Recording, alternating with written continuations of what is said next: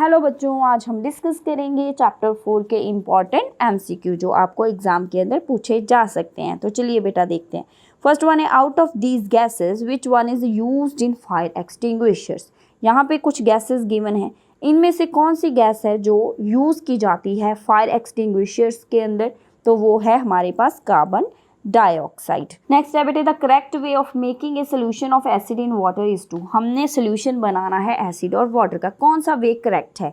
सबसे पहले option given है ऐड वाटर टू एसिड, पानी को हमने एसिड के अंदर डालना है, या फिर add acid to water, acid को पानी के अंदर डालना है, या फिर mix acid and water simultaneously, दोनों को एक साथ ही डाल दो, या फिर है भाई add water to acid in a shallow container. को शैलो कंटेनर लेना, उसके अंदर आपने पानी डालना है एसिड के अंदर। तो कौन सा वे आपको सही लग रहा है? बेटे आप कभी भी जब सोल्यूशन बनाते हो एसिड एंड वाटर का तो ध्यान रखना पड़ता है, अगर आप एसिड के अंदर पानी डालोगे, जैसे यहाँ पे एसिड है उसके अंदर जैसे ही आपने पानी डाला तो क्या होगा, ये एक एक्सोथर्मिक रिएक्शन है जिसके अंदर बहुत ज़्यादा हीट प्रोड्यूस होती है। तो जैसे ही पानी जाएगा एसिड में तो एसिड जो है बाहर को उछलेगा, ठीक है, स्प्लैश होगा, तो आपके फेस पे भी गिर सकता है, तो बहुत ज़्यादा नुकसान कर सकता है। तो कैसे बनाएंगे सोल्यूशन? तो हमने पहले पानी रखना है, वाटर लो, पहले हमने कंटेनर के अंदर पानी ले लेना है, फिर उसके अंदर हमने ड्रॉप बाय ड्रॉप क्या डालना है, एसिड डालना है और उसको स्टर करते रहना है कॉन्टिन्यूसली। तो ऐसे करके हम क्या कर लेंगे, सोल्यूशन बना लेंगे। तो अब आप बताओ कि कौन सा ऑप्शन यहाँ पे करेक्ट है? तो क्या करेंगे, add acid to water. Next question है बेटे, products of a neutralization reaction are always. जो न्यूट्रलाइजेशन रिएक्शन होती है उनके प्रोडक्ट क्या होते हैं? तो आपको पता है कि जो न्यूट्रलाइजेशन रिएक्शन है ये एसिड और बेस की रिएक्शन होती है। जब वो एक दूसरे से रिएक्ट करते हैं तो क्या बनता है, सॉल्ट और वाटर क्या होता है, प्रोड्यूस होता है। तो ये इनके प्रोडक्ट हैं। तो आपको क्या पता चल गया है? इसका आंसर ऑलरेडी पता चल चुका है। तो इसका आंसर है सॉल्ट एंड वाटर। नेक्स्ट है भाई, turmeric is a natural indicator. आपको पता है कि जो टर्मेरिक एक नेचुरल इंडिकेटर है, हल्दी जो आप किचन के अंदर यूज़ करते हो, on adding it paste to acid. जब हम इसका पेस्ट एसिड के अंदर डालते हैं एंड बेस के अंदर डालते हैं सेपरेटली, तो कौन कौन से कलर हमें देखने को मिलेंगे? Yellow colour in both acid and base, भी दोनों ही केसेस में येलो कलर आ रहा है, या फिर येलो इन एसिड और रेड इन बेस, या फिर भाई पिंक और येलो कलर है, या फिर red in acid blue in base. तो आपने ये देखा भी होगा, बहुत इजी क्वेश्चन है ये। तो बेटे इसका आंसर है बी। आपको पता है कि जो टर्मेरिक है वो एसिड में येलो ही रहता है जैसा उसका कलर है, और जैसे ही वो बेस के कांटेक्ट में आता है टर्मेरिक तो वो रेड हो जाता है। जैसे कई बार आपके कपड़ों के ऊपर गिर जाता है ना, कई बार आप खाना खाते हो तो सब्जी वगैरह लग जाती है, दाग लग जाता है, तो जैसे हम उस पर सोप लगाते हैं तो वो रेड हो जाता है। रेड क्यों हुआ? क्योंकि जो सब्जी गिरी है उसके अंदर टर्मेरिक होता है, आपकी मम्मा डालते हैं, हल्दी डालते हैं सब्जियों में, तो जैसे हम सोप लगाएंगे तो वो रेड हो जाएगा। तो इसका आंसर है yellow in acid and red in base. जो सोप होते हैं उसके अंदर क्या होता है, इसका मतलब बेस होता है। क्लियर बेटा? नेक्स्ट है, phenolphthalein is a synthetic indicator and its colour in acidic and basic solution respectively are. जो फिनोल्फथलीन है ये भी एक इंडिकेटर ही है, जो सिंथेटिक इंडिकेटर है, मीन्स मैन मेड इंडिकेटर है। तो बेटा मीन्स केमिकल से ही बना है ये इंडिकेटर, जिस वजह से इसे हम सिंथेटिक इंडिकेटर बोल देते हैं। तो बेटा इसका एसिड और बेस में इसका कैसा कलर आएगा? तो जो बेटे फिनोल्फथलीन है वो एसिड के अंदर होता है कलरलेस, कोई भी कलर नहीं देगा वो। क्लियर? तो बेस के अंदर उसका कलर आता है पिंक कलर। क्लियर बेटा? तो ये था एसिड और बेस के अंदर फिनोल्फथलीन का कलर। तो यहाँ पे ऑप्शन है ये कलरलेस एंड पिंक, क्योंकि एसिड के अंदर उसका कलरलेस है और बेस के अंदर पिंक है। ये पिंक एंड कलरलेस नहीं करना, पिंक तो फिर उसका एसिड के साथ आ गया और कलरलेस उसका बेस के साथ आ गया। आपने देखने के क्वेश्चन के अंदर पहले एसिड गिवन है या फिर बेस गिवन है, उसके अकॉर्डिंग ये आपका आंसर आएगा। नेक्स्ट है बच्चे, when the soil is too basic. आपका जो सॉइल है बहुत ज़्यादा बेसिक है, plant do not grow well in it, उसके अंदर प्लांट ग्रो नहीं कर पा रहे हैं। To improve its quality what must be added to the soil. तो हमने सॉइल की क्वालिटी को इम्प्रूव करना है तो हमें सॉइल के अंदर क्या डालना चाहिए? ऑर्गेनिक मैटर डालना चाहिए, या फिर क्विकलाइम, स्लेक्टलाइम या कैलेमाइन सोल्यूशन। तो बेटा आप अगर देखो क्विकलाइम, स्लेक्टलाइम एंड कैलेमाइन सोल्यूशन ये तीनों ही बेसिक के नेचर होते हैं। तो सॉइल तो पहले ही बेसिक है, तो और बेस डाल दोगे तो गड़बड़ हो जाएगी। बहुत ज़्यादा वो बेसिक हो जाएगी। तो बचा हमारे पास सिर्फ ऑर्गेनिक मैटर जो कि एसिडिक in नेचर होता है। तो हम क्या डालेंगे फिर, हम उसके अंदर ऑर्गेनिक मैटर डालेंगे। क्लियर। नेक्स्ट है विच of the following set of substances contain acid. यहाँ पे कुछ सेट गिवन है आपको, इनमें से हमने एग्जैक्ट एसिड वाला सेट ढूंढना है कि दोनों ही एसिड हों। 2 का सेट है। ग्रेप्स जो है ये एसिडिक होंगे क्योंकि खट्टे होते हैं। लाइम वाटर है ये बेस है। विनेगर ये भी एसिड है, सोप बेस होता है। कर्ड आपका एसिडिक है पर मिल्क ऑफ मैग्नीशिया बेस होता है। तो बचा क्या, कर्ड एंड विनेगर, ये दोनों ही एसिडिक हैं। कर्ड के अंदर होता है बेटा लैक्टिक एसिड और विनेगर के अंदर होता है एसिटिक एसिड। तो इसका ऑप्शन डी इसका करेक्ट आंसर है। Distilled water is, distilled water का हमने नेचर बताना है कि वो एसिडिक है, बेसिक है, न्यूट्रल है, जो इसमें से कोई भी उसका आंसर है ही नहीं।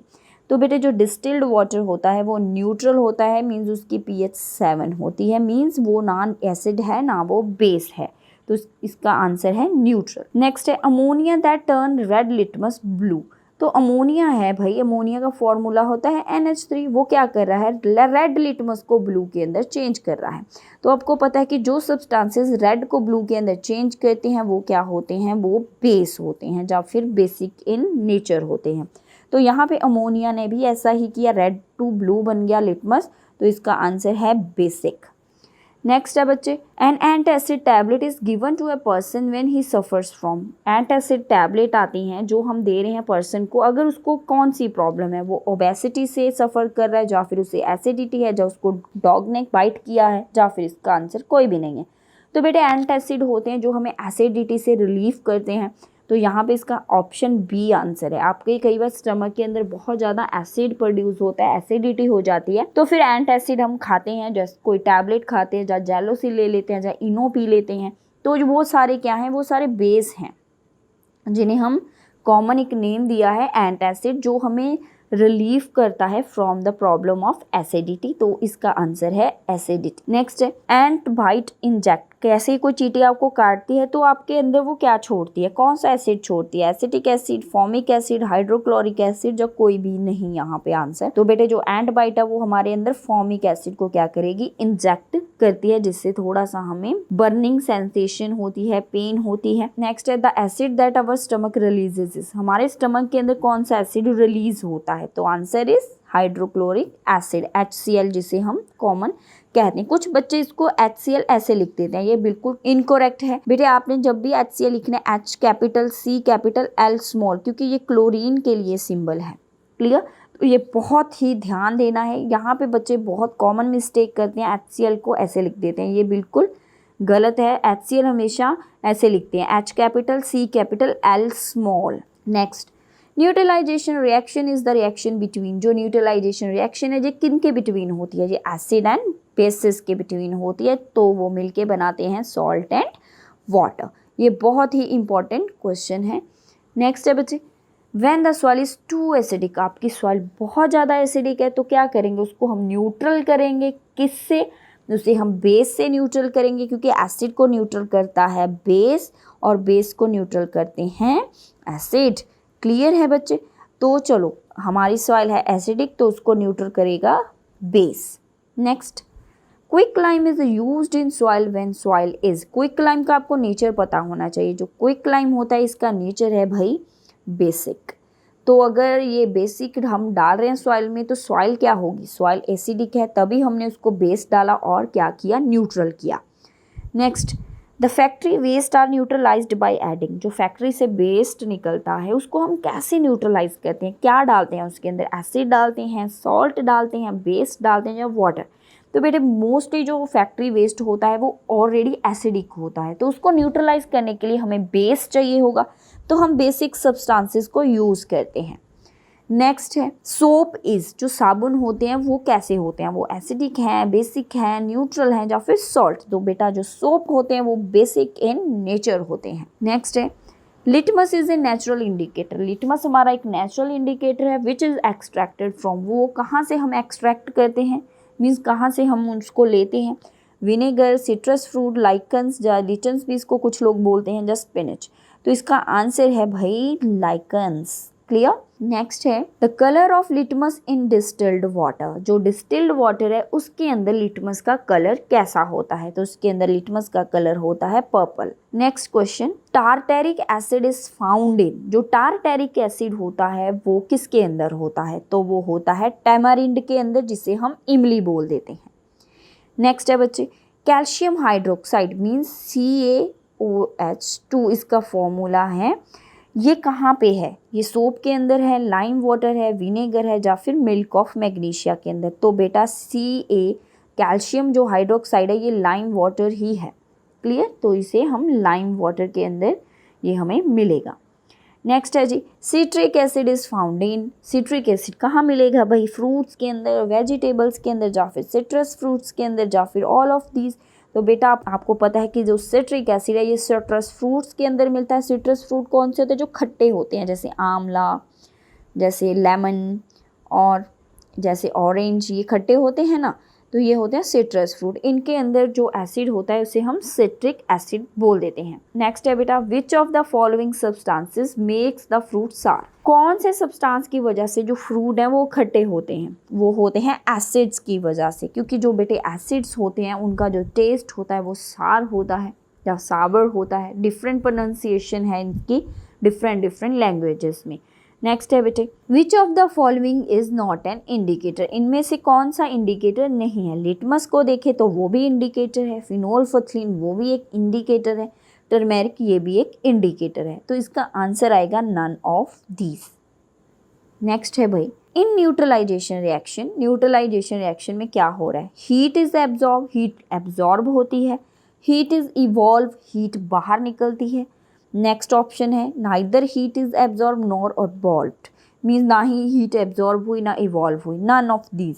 तो इसका आंसर है भाई बेटा बी ऑप्शन। जब भी न्यूट्रलाइजेशन रिएक्शन होगा हीट बाहर निकलेगी, इवॉल्व होगी। Next, acids are dash in taste. Acids का टेस्ट क्या होता है, हम पीछे भी देख के सारे इन टेस्ट होते हैं एसिड, लेकिन हम सभी एसिड को टेस्ट नहीं कर सकते, ठीक है। तो कुछ हार्मफुल भी एसिड्स होते हैं, तो वो इंडिकेटर को यूज़ करके हम उनका पता चलाएंगे। तो जो एडिबल एसिड्स होते हैं, जो खाने वाली चीज़ों के अंदर एसिड होते हैं, तो वहाँ से हमें पता चलता है कि वो खट्टे हैं क्योंकि उनके अंदर एसिड है।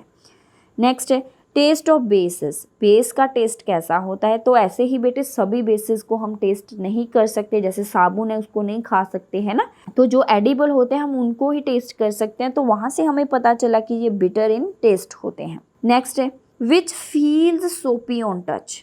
जब आप टच करते हो तो आपको साबुन जैसा लगता है, वो एसिड होते हैं जब बेस होते हैं, जब दोनों को ही टच करके ऐसा फील होता है, या फिर इसका ऑप्शन कोई भी आंसर नहीं है। तो या फिर इसका कोई भी आंसर नहीं है। तो बेटे एसिड और बेसिस को अगर हम देखें तो बेसिस को अगर आप अपने हाथ में रखो, जैसे कि साबुन तो चलो होता ही सोपी है, जैसे आप बेकिंग सोडे को अपने हाथ में रखो, जैसे किचन में होता है अवेलेबल, तो उसको थोड़ा सा आप अपनी फिंगर्स में रख के ऐसे प्रेस करो थोड़ा सा, तो आप फील करोगे कि वो थोड़ा सोपी लगता है, चिपचिपा सा लगता है। तो जो बेसिस होते हैं ये सोपी लगते हैं जब हम इनको टच करते हैं। Which of the following are special type of substances that are use to test whether is substances acidic और बेसिक। वो कौन से स्पेशल सब्सटेंसेस हैं जो हम यूज़ करते हैं ये चेक करने के लिए कि सब्सटेंस हमारा एसिडिक है या फिर वो बेसिक है। तो ऑप्शन है इंडिकेटर्स, इंसुलेटर्स, कंडक्टर्स, या फिर कोई भी नहीं। तो बहुत ही ईजी, तो इसका आंसर है इंडिकेटर्स। इंडिकेटर्स से हमें पता चल जाता है कि जो गिवन सब्सटेंस है वो एसिडिक है या बेस है, क्योंकि ये इंडिकेटर डिफरेंट कलर्स हमें देंगे एसिड के अंदर और बेस के अंदर। क्लियर। तो बेटे ये थे आपके MCQ of chapter 4। I hope you like this video. Thank you so much.